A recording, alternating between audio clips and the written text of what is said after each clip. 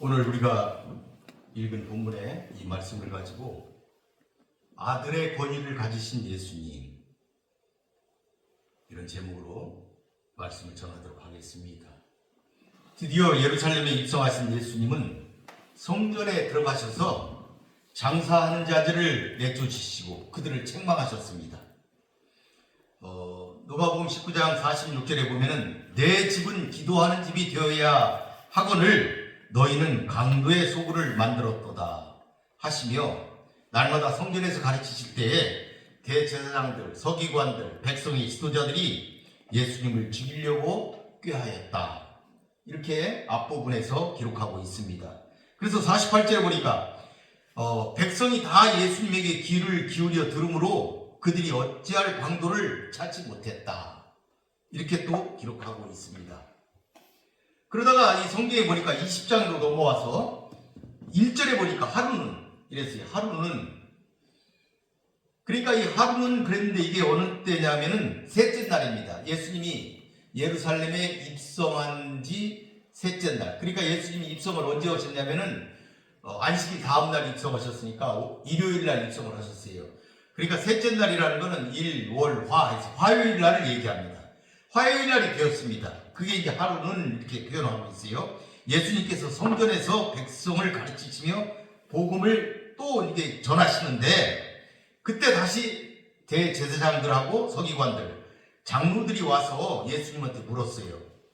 당신이 무슨 권위로 이런 일을 하느냐? 누가 이 권위를 너한테 줬느냐? 누가 너보고 여기서 가르치라 그랬느냐? 이런 말이 되겠죠. 이렇게 예수님한테 그들이 와서 따졌습니다. 이때 예수님께서는 4절에 뭐라 그랬냐면, 요한의 세례가 하늘로부터냐 땅으로부터냐, 이거 대답하면 나도 대답해 주겠다. 그렇게 했지만 그들은 대답을 하지 못했습니다. 알지 못하겠다, 모르겠다, 이렇게 얘기를 하는 것이죠. 트집을 잡히지 않으려고, 꼬투리를 잡히지 않으려고 그들이 그렇게 대답을 한 것입니다. 그때 예수님께서도 대답하지 않으시고 그 대신 오늘 이 비유의 말씀을 그들에게 주셨다 하는 것이죠. 그래서 오늘 이 비유는 악한 농부들에 관한 비유입니다. 그러니까 악한 종교 지도자들에 대한 비유다, 이런 얘기가 되겠습니다. 이 비유는 예수님이 하나님의 독생자로 우리를 구원하시기 위해 메시아로 오셔서 자기 백성들에게 끊임없이 하나님의 사랑을 베푸시고 가르쳐 주셨으나 예수님을 메시아로 받아들이지 않고 끝내 죽음에 이르게 하는 유대 종교 지도자들을 포함한 유대인들의 완악함을 풍자하기 위해서 하신 말씀이다, 이렇게 우리가 이해하면 되겠습니다. 오늘 우리가 읽은 그 성경의 말씀은 이런 내용입니다. 15절까지 그 포도원을 맡아서 포도농사를 짓는데 그 세를 주지 않는 악한 농부들의 이야기, 그러니까 15절까지 되어 있고, 그러니까 그 내용은 이거죠. 악한 농부들이 주인의 종들은 물론이고 그 주인의 아들까지 죽이고 그 유산을 탐냈다 하는 것이 15절까지의 말씀이고, 15, 16절에서는 예수님은 이 악한 농부들을 그러면 어찌할까 이렇게 물으시고 예수님이 먼저 답을 해주신 그런 말씀이 16절까지 되어 있고, 그때 유대인들이 그 예수님의 비유의 말씀을 들었던 그들이 이런 일이 일어나지 말기를 바랄 뿐이다, 이렇게 대답을 했어요. 그럴 때 예수님께서 17절 18절에서 아들의 권위로 이 악한 농부들에게 철저한 심판을 하겠다 하는 말씀을 그들에게 주신 것입니다. 그러니까 무슨 권세로 이런 일을 하느냐, 누가 너한테 이렇게 하도록 시켰느냐, 허락했느냐, 이렇게 물을 때 예수님께서 아들의 권세다, 하나님 아버지의 그 아들의 권세다, 그 권세로 너희에게 이렇게 하는 것이다, 이렇게 하셨다 하는 말씀이 본 성경의 주요 요지가 되겠습니다. 한번 성경을 한번 이제 구절별로 보도록 하겠습니다. 오늘 읽은 9절 10절의 말씀은 이런 것이죠. 그가 또 이 비유로 백성에게 말씀하시기 시작하니라. 한 사람이 포도원을 만들어 농부들에게 세로 주고 타국에 가서 오래 있다가 때가 이름에 포도원 소출 얼마를 바치게 하려고 한 종을 농부들에게 보냈다. 이렇게 되어 있습니다. 포도원 주인이 포도원을 만들고 농부들에게 세를 주었습니다. 그런데 포도원을 그냥 만든 게 아니고 모든 제반 여건을 완벽하게 갖춰가지고 세를 준 거예요. 그게 어디에 나와 있냐면 마태와 마가복음에 이렇게 나와 있어요. 거기 보게 되면 주인이 어떻게 됐냐면 산으로 두르고, 그러니까 울타리를 쳤어요. 울타리를 치고 집을 짜는 구유자리도 만들었고, 그 다음에 그것을 지키는 망대도 만들었다. 이렇게 모든 시설을 완벽하게 갖춘 다음에 그것을 농부들에게 세로 주고 타국으로 떠났다 하는 것을 본문은 기록하고 있는 것이죠. 여러분이 사실 이 포도원 비유라는 것은 이사야 5장에 나와 있는데, 이스라엘을 상징하는 포도나무, 그런 포도원, 이스라엘을 상징한다. 포도원이라는 것은 이스라엘을 상징한다. 이렇게 이사야는 5장에서는 말하고 있습니다. 거기에 보게 되면 하나님은 그 포도원에다가, 이스라엘이라는 포도원에다가 극상품 포도나무를 심으시고 좋은 포도 맺기를 바라셨다. 그런데 이스라엘이 들포도를 만들었다, 맺었다. 이렇게 그곳에 기록되고 있습니다. 이것은 하나님이 당신의 백성 이스라엘 백성들을 향하여 선하고 의로운 삶을 기대했지만 그들은 반대로 포악과 불의로 열매를 맺었다 하는 내용이 이사야서의 내용이 되겠습니다.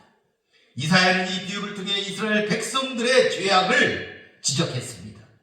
그러나 오늘 우리가 읽은 이 본 비유는 엄밀하게 말하자면 선한 열매를 맺지 못하는 이스라엘 백성들에게 초점을 맞췄다기보다는 유대 종교 지도자로 상징되는 소작인들의 패역함, 거기에 초점이 맞춰진 비유다. 이렇게 볼 수가 있지요.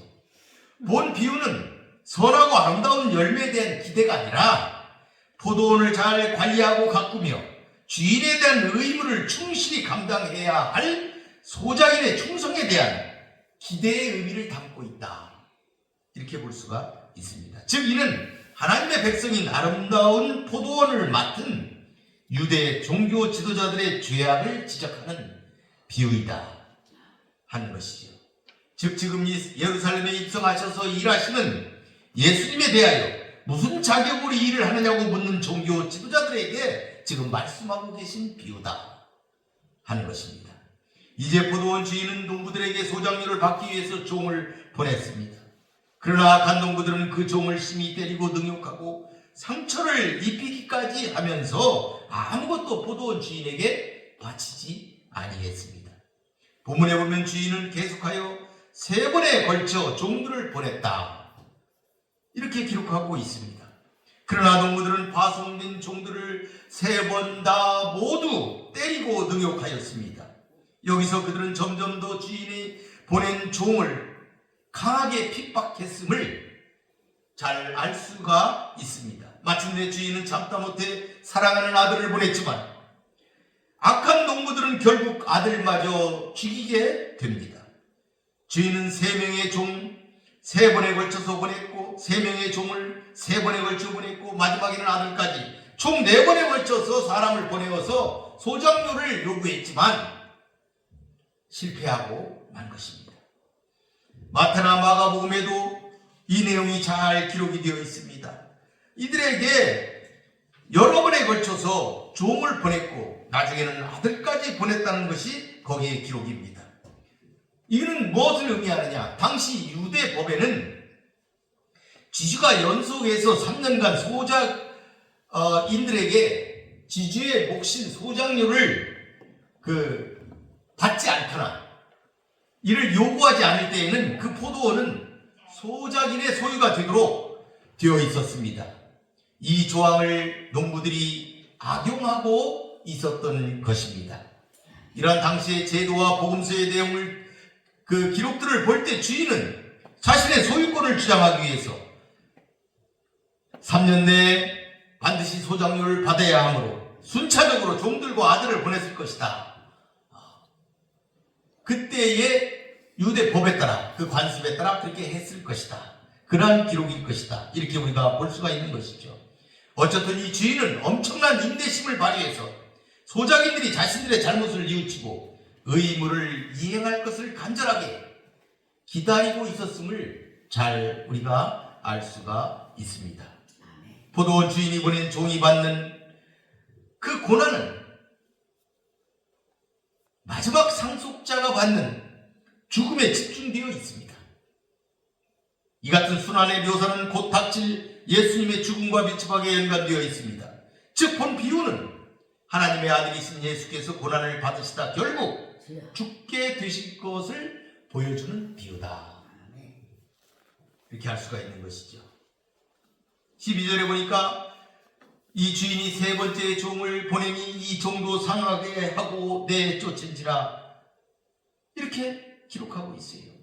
주인은 한가닥의 기대를 가지고 세 번째 종을 보냈지만 악한 농부들은 간절한 주인의 마음과는 반대로 더욱더 살기 등등해져 갔다.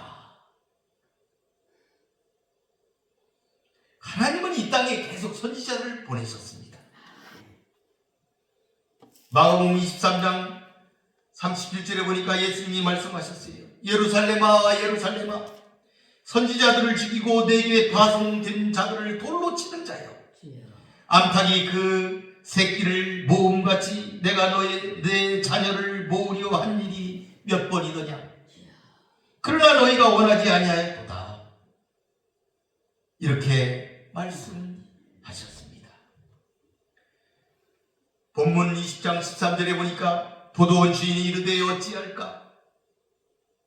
내 사랑하는 아들을 보내리니 그들이 혹 그는 존대하리라 하였더니, 본문에 어찌할까 하는 주인의 탄식하는 모습에서 우리는 주인이 가진 애절한 심정을 잘 볼 수가 있습니다. 종들을 세 번씩이나 보냈던 주인은 결국 자신의 아들까지 그 험지로 아낌없이 보내게 됩니다. 여기에서 우리는 악한 백성을 구원하시기 위해 죽음의 길인 이 땅에 독생자 예수 그리스도를 기꺼이 보내신 하나님의 끝없는 사랑의 마음을 엿볼 수가 있는 것입니다. 그들이 혹 그는 존대하리라.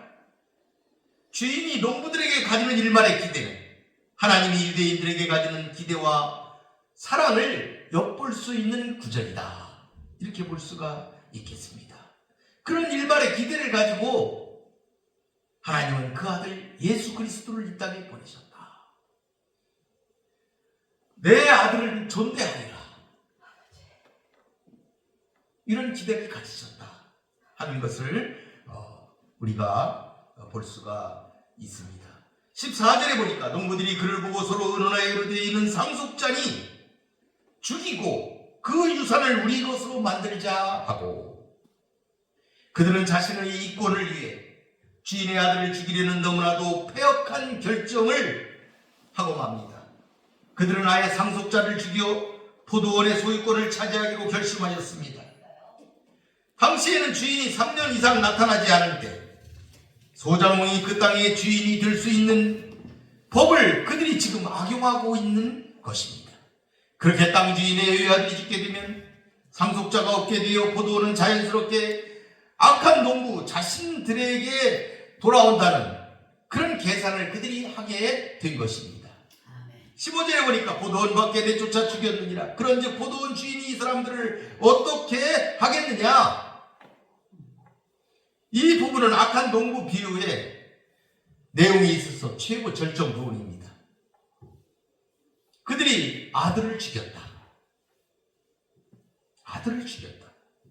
포도원 주인이 이 사람들을 어떻게 하겠느냐 묻고 계시는 장면입니다.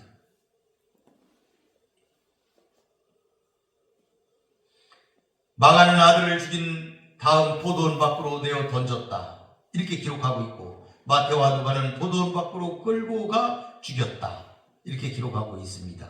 이것은 예수님이 예루살렘 성 밖으로 끌려가 처형당했다는 그 사실, 예수님의 순환과 관계되어 있기 때문에 그렇게 기록한 것으로 보입니다. 예수님은 비유의 결론이 분명해진 시점에서 결론을 직접 말씀하시기에 앞서 질문을 먼저 던짐으로 모두가 스스로 결론을 내릴 수 있도록 유도하고 있습니다. 여러분 같으면 어떻게 하시겠습니까? 예수님은 이렇게 하심으로 유대 종교 지도자에게는 자각과 반성의 기회를, 모인 무리에게는 예수님의 교훈을 한 번 더 생각하고 마음에 담을 수 있도록 하시는 그와 같은 일을 하셨다. 그렇게 하셨다 하는 것을 볼 수가 있겠습니다. 16절에 보니까 와서 그 농부들을 진멸하고 포도원을 다른 사람들에게 주리라 하시니 사람들이 듣고 이르되 그렇게 되지 말지어다 하거늘. 예수님께서는 먼저 질문하신 후 대답을 본인이 하셨습니다. 그리고 청중들의 반응을 듣고 그렇게 되지 말지어다 하는 반응을 듣고 다시 한번 결론적으로 농부들에게 이 말 심판을 17절에서 강조하셨습니다. 정당한 소작료를 받기 위해 포도원 주인은 종들에 이어서 이번에는 아들까지 보내며 그 농부들의 회심을 기대했지만 급기야 그 아들이 농부들에게 죽임을 당함으로 그 모든 기대가 허물어지고 만 것입니다. 결국 참고 기다리던 주인은 아들까지 잊어버리자 직접 와서 그 악한 농부들을 진멸하는 장면입니다. 그렇게 하겠다고 말씀하시는 장면입니다. 여기에 친히 죄를 범한 자를 심판하시는 하나님의 공의로우신 모습이 보이며 죄인들은 자신들이 행한 대로 보응을 받게 된다는 심판의 원리가 이곳에 잘 드러나 있습니다. 무리들은 이 비유의 의미를 잘 알아차렸습니다. 농부들이 주인에게 진멸당하고 포도원이 다른 사람에게 주어지는 것과 같은 비극적인 일이 자신들에게는 일어나지 않기를 간절히 바라고 있는 그런 모습을 그렇게 되지 말지어다 이 대답에서 우리가 알 수가 있는 것입니다. 그때 예수님은 다시 그들에게 말씀하셨습니다. 17절에 그들을 보시며 이르시되 그러면 기록된 바 건축자들의 버린 돌이 모퉁이의 머리띠이 되리라 함이 어찌미냐 이렇게 그들에게 물으셨습니다. 본 구절은 시편 118편의 인용입니다. 거기에 건축자가 버린 돌이 집 모퉁이의 머리띠이 되었나니 이렇게 기록이 되어 있습니다. 예수님이 비록 유대인들에 의하여 버림받았지만 십자가 사건을 통하여 인류의 구원자 곧 메시아가 될 것을 예언한 시편의 말씀입니다. 그런데 예수님은 이 시편의 말씀을 인용하심으로써 포도원 농부가 주는 그 교훈을 더욱더 명료하게 하셨습니다. 유대 종교 지도자들이 예수님을 배척한 것, 그것을 건축자의 잘못된 판단으로 상징화시켜버렸습니다. 그러니까 건축자들이 좋은 재료를 버렸다는 것이죠. 그걸 사용했어야 되는 건데 그를 버렸다. 그걸 지금 잘 보여주고 있는 것이다. 건축자라는 것은 집을 지을 때 필요한 건축 재료를 자기가 선택해서 그걸 취해서 그걸 사용하는 자들인데 여기서는 유대 종교 지도자들을 의미하는 말이죠.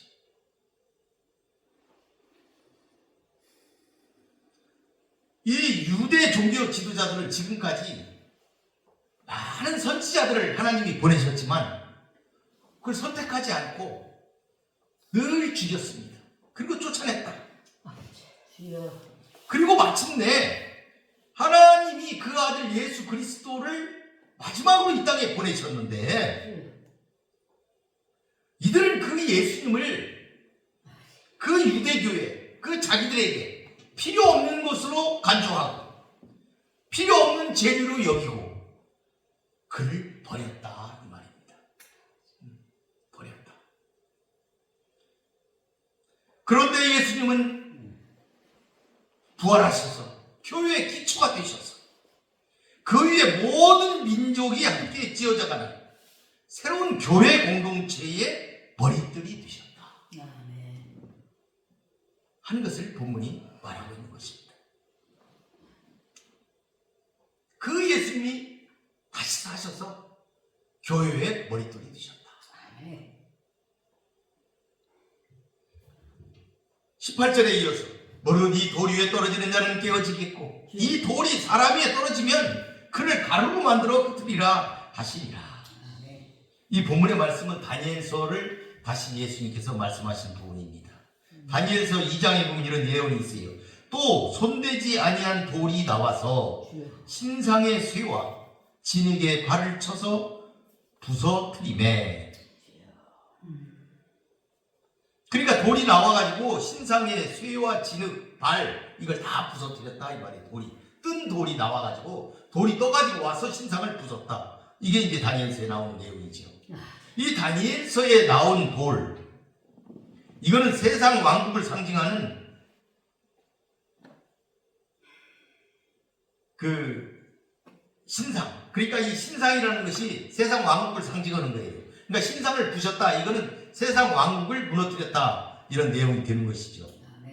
그러니까 이 돌이 나와서 세상 왕국을 상징하는 신상을 파괴시킨 것처럼 교회의 머릿돌이신 예수님도 그의 모든 원수를 진멸할 것이다.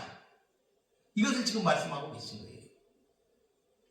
그러니까 다니엘서에 나온 그 뜬 돌이 세상 왕국, 그걸 다 무너뜨린 것처럼 예수님께서도 그 돌이 되어서 그 세상의 모든 원수들을 진멸하실 것이다.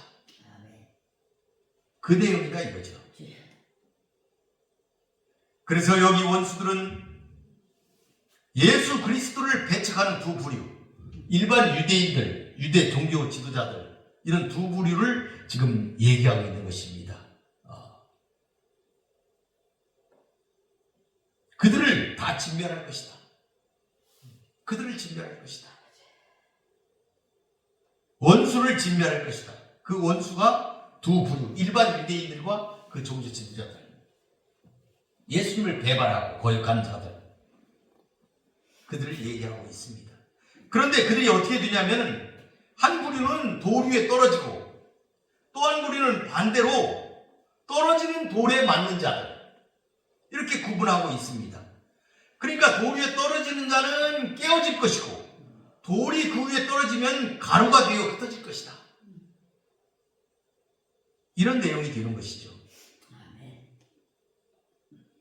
그러니까 이건 형벌을 받게 된다 이런 얘기죠.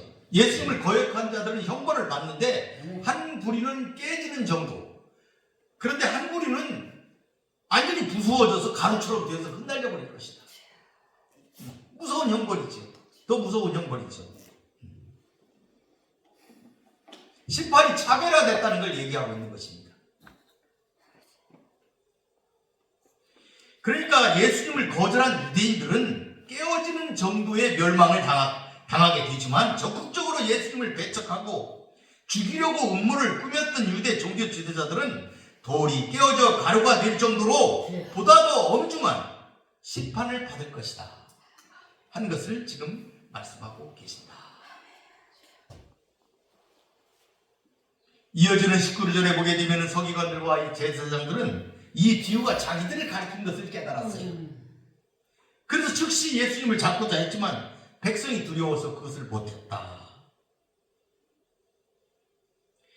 그러니까 이런 것을 알았을 때, 그걸 알았어요. 그들은 알았는데 돌이키지는 못했다.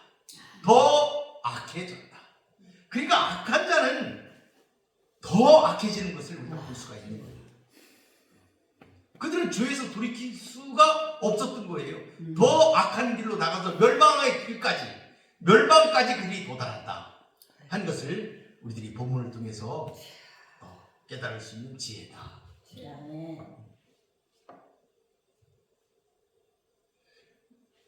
마치 모세가 이스라엘 백성을 데리고 애굽에서 나올 적에 바로가 그 재앙을, 그 많은 재앙, 그 10가지 재앙을 다 겪고 심지어 종국적으로는 그 맏자식이 죽는 그 재앙을 당하고 나서야 그가 무릎을 꿇었다는 거.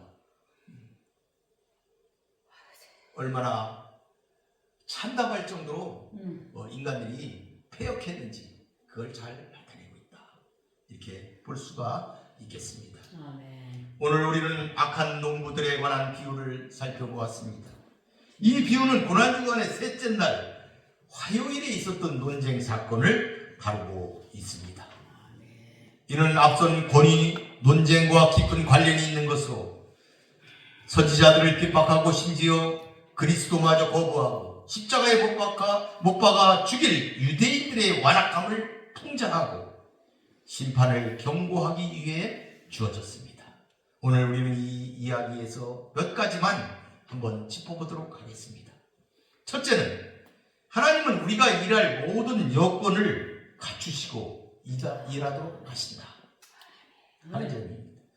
하나님께서는 포도원을 조성하셨는데 극상품 포도원을 조성하셨습니다. 이를 울타리로 안전하게 둘렀고 즙자른 구유도 지어주었고 망대까지 갖춘 상태, 최상의 포도원으로 농부들과 계약을 맺은 것입니다. 하나님은 이처럼 우리 성도들에게도 무엇을 요구하시기 전에 먼저 최선을 다해서 그 여건을 마련하고 은혜를 베푸신다는 말씀입니다. 그렇습니다. 하나님은 언제나 먼저 은혜를 풍성하게 베푸십니다. 그러므로 여러분은 하나님께서 무엇을 요구하실 때 한 달란트 받은 자처럼 먼저 불평할 것이 아니라 10달란트 받은 자처럼 성심을 다해 일하고 선한 청지기처럼 그렇게 살아야 하겠습니다. 둘째, 하나님의 인내는 우리에게 큰 교훈이 됩니다. 포도원 주인은 때가 주자 세를 받기 위해 종을 보내었습니다.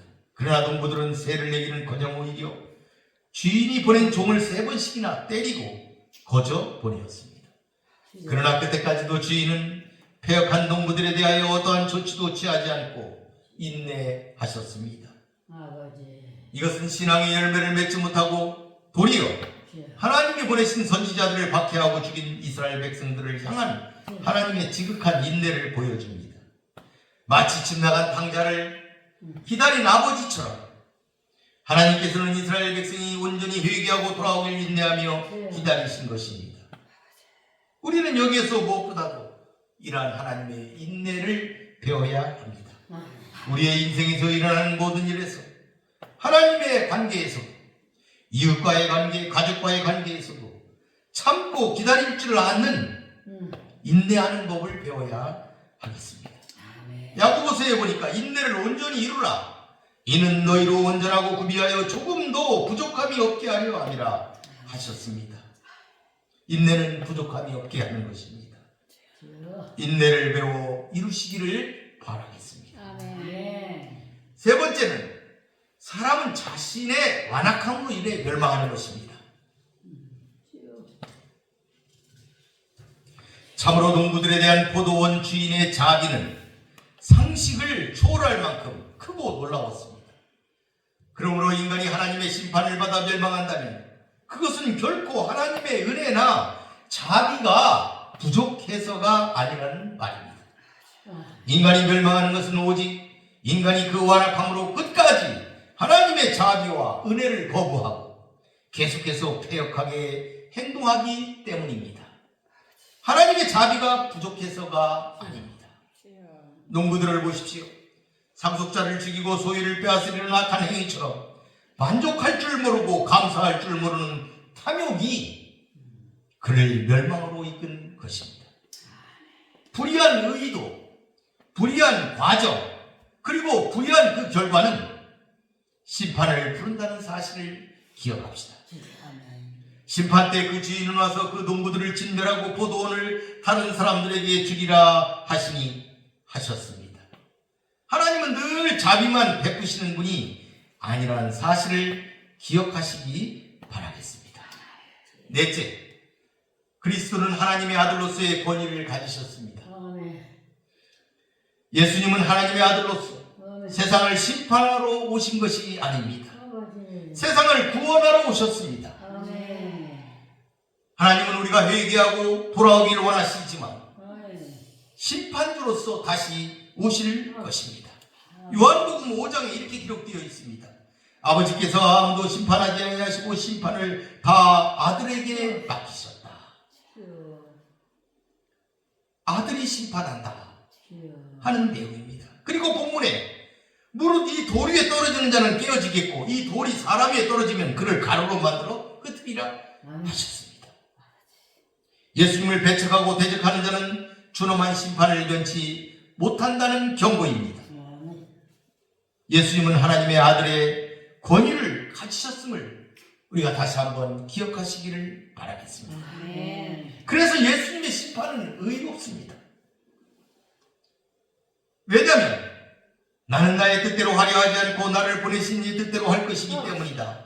이렇게 예수님은 말씀하셨습니다. 내가 아무것도 스스로 할 수 없노라. 듣는 대로 심판한다. 이렇게 또 말씀하셨습니다. 이렇게 예수님은 언제나 아버지의 뜻을 따라 일치된 삶을 사셨고 또 그렇게 장차 심판하실 것입니다. 사랑하는 성도 여러분, 여러분도 하나님의 자녀입니다. 갈라디아서 4장 6절에 보니까 너희가 아들이므로 하나님이 그 아들의 영을 우리 마음 가운데 보내사 아빠, 아버지라 부르게 하셨다 하셨습니다. 우리가 양자가 되었다 이 말씀입니다. 여러분, 이것은 은혜로 된 일입니다. 그래서 우리도 유업을 이을 자가 된 것입니다. 그래서 우리가 약속의 자녀가 되었습니다. 그러므로 이제는 맡겨진 포도원을 잘 관리하고 가꾸어 불의한 소작인이 되지 말아야 하겠습니다. 충성을 다하는 청지기가 되어야 하겠습니다. 우리 모두 하나님의 자녀로서 하나님의 아들, 그 아들의 권위를 힘입으시는 여러분들 모두가 되시기를 바라겠습니다. 기도하겠습니다. 고맙고 감사하신 아버지 하나님 감사합니다. 오늘은 아들로서의 권위를 가지신 예수님에 대하여 살펴보았습니다. 악한 농부들이 하나님과의 계약을 어기고 그들이 소작료도 되지 않고 불의하게 살았던 것을 본문을 통하여 우리가 살펴보았습니다. 그들에게는 심판이 있을 뿐이었습니다. 그들을 하나님께서는 애타게 기다리셨지만 그들은 끝내 그 길을 돌이키지 아니하고 죄악을 범하였습니다. 그리하여서 우리 예수님을 그들은 버렸습니다. 그렇지만 하나님께서는 그 예수 그리스도를 교회의 모퉁이 돌로 삼으시고 그를 통하여 구원을 얻는 놀라운 역사를 우리들에게 선포하셨습니다. 우리가 예수 그리스도의 이름으로 구원받는다는 이 놀라운 진리를 깨닫고 이제 우리가 아들이 되었으므로 우리도 아들로서의 권위를 가지고 하나님께 영광 돌리며 살아가는 귀한 백성들이 될 수 있도록 축복하여 주시옵소서. 예수님의 이름으로 기도 올리나이다. 아멘.